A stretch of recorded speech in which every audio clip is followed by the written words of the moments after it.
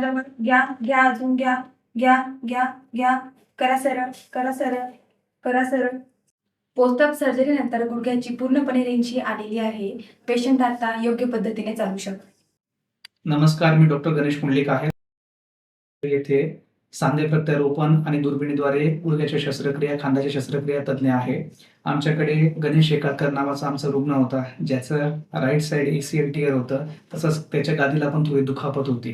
तर त्यासाठी आम्ही दुर्बिणीद्वारे त्याची शस्त्रक्रिया केली आणि शस्त्रक्रिया केल्यानंतर पेशंटची गुडघ्याची जी पूर्ण हालचाल होती ती हालचाल पण पूर्ण आली आणि 1.5 महिन्यानंतर पेशंट पूर्ण वजन देऊन पट्ट्याची मदत न घेता व्यवस्थितपणे स्वतंत्रपणे चालू शकतो आणि पूर्वीप्रमाणे सगळे कामं करू शकतो.